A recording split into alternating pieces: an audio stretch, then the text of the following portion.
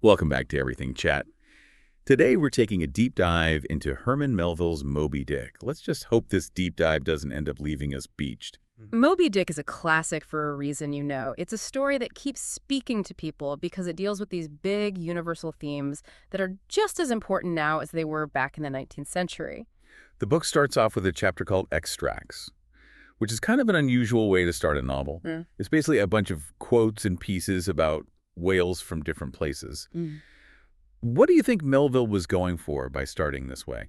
I think by giving us all these different views on whales right off the bat, he's making the whale into this almost mythical figure that can be interpreted in so many ways. It's like he's setting the stage for the whole novel, which is really about how much we don't know and the limits of what we can ever really know about anything. It really sets the tone right from the start, doesn't it? Like he's letting us know there's more to this than just a simple whaling adventure. And then, of course, we meet Ishmael, our narrator, who sets off on this whole journey on the Pequod. Ishmael is our guide through this whole complicated world, and his own journey of discovering himself kind of mirrors the bigger themes of the book, I think. One of the key relationships that shapes his perspective is his friendship with Queequeg, the harpooner from the South Seas who's covered in tattoos. Their friendship is a powerful example of how connecting with another person can overcome those cultural differences, right? Yeah. It challenges the prejudices Ishmael starts out with and forces him to rethink what he thought he knew about the world. Through Queequeg, Ishmael learns to see the value in different cultures and ways of life, and I think it really highlights how the novel is all about the beauty of diversity and how limiting it is to have a narrow view of the world. And speaking of narrow worldviews, we can't forget about Captain Ahab, right? This is a character who is completely consumed by his need for revenge against Moby Dick, the white whale that took his leg. Ahab is so fixated on revenge that he can't see anything else. It's like he's got tunnel vision. He becomes this tyrant in his pursuit of the whale and puts his whole crew at risk, which eventually leads to their destruction. The crew of the Pequod themselves are an interesting mix. You have people from all over the world and from different backgrounds all working together on this ship. That diversity is definitely intentional. Melville uses the Pequod as a kind of miniature version of society to explore those tensions between what individuals want and what's best for the group, as well as the challenges of finding unity when everyone is so different. And then there's the whale itself, Moby Dick. He's more than just a whale. He's a symbol of something bigger. Absolutely. Moby Dick represents the vastness and mystery of nature, those forces that we can never fully understand or control no matter how hard we try.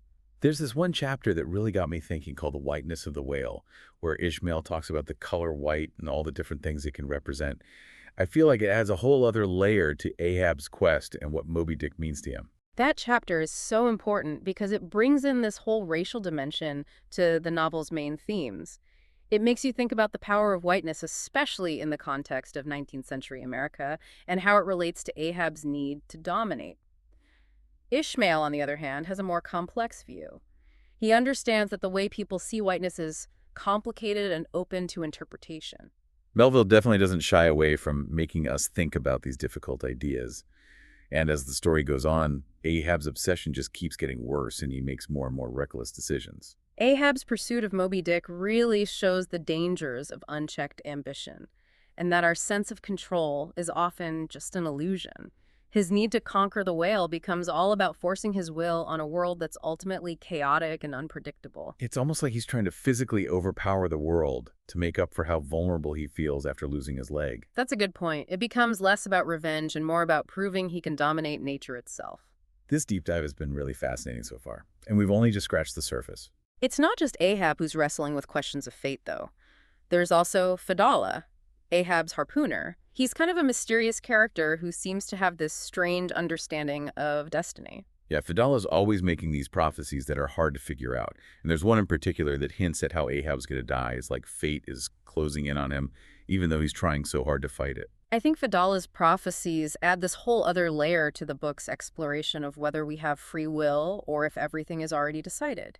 Even though Ahab knows about the prophecy, he twists it around in his mind so that it fits with his belief that he can control his own destiny. It's like he's trying to outsmart fate, which never seems to end well. And that brings us to the big chase scene, those 3 crazy days when Ahab finally comes face to face with Moby Dick. The three-day chase is the climax of everything that's been building up in the story. You see how determined Ahab is, how much the crew is both terrified and awestruck by Moby Dick's power, and this ultimate conflict between what humans want and the forces of nature that we can't tame. Melville's descriptions of those encounters are so intense. You can practically feel the salt spray and the tension on deck as they're chasing Moby Dick. He's a master at building suspense and pulling the reader right into the action. It becomes this symbolic battle between Ahab's sheer will and the power of the natural world. And it all ends in tragedy, doesn't it? Fidalek gets dragged to his death, the Pequod is completely destroyed, and Ahab meets his end, tangled up in the very harpoons he wanted to use against Moby Dick. The destruction of the Pequod and everyone on board is like this harsh reminder that our ambition can only take us so far. Ahab's so sure he's right, so unwilling to budge, that it leads directly to his downfall. But in all this chaos and destruction, there's one survivor, Ishmael. He manages to hang on to Queequeg's coffin, which ends up being the thing that saves him. Ishmael surviving is important, I think. It suggests that it's better to be flexible and able to adapt than to be rigid and try to control everything. Unlike Ahab, Ishmael's learned to embrace the fact that the world is full of mystery and accept that some things are beyond our control. So in a way, Ishmael's survival gives us hope.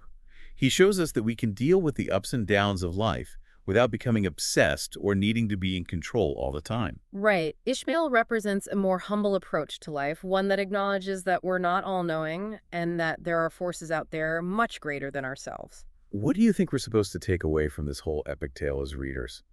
How can Moby Dick help us deal with the uncertainty in our own lives? Moby Dick reminds us that being certain about things can be dangerous. It can be a trap that leads us down the wrong path. It encourages us to consider different viewpoints, to be open to the possibility that we might not have all the answers, and to approach the world with a sense of wonder and humility. It's a pretty powerful message and one that still feels relevant today. Definitely. It's a book that challenges us to think about those really big questions about life, our place in the universe, and the impact of the choices we make. Moby Dick really is a timeless masterpiece.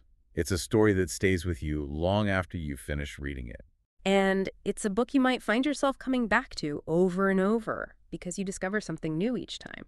So it seems like Moby Dick is telling us to not get too caught up in what we're chasing, right? To avoid becoming like Ahab with his obsession. Exactly. It's a powerful warning against rigid thinking and being too attached to our own beliefs. I mean, Moby Dick isn't just some adventure story about hunting a whale. It's more about what it means to be human, isn't it?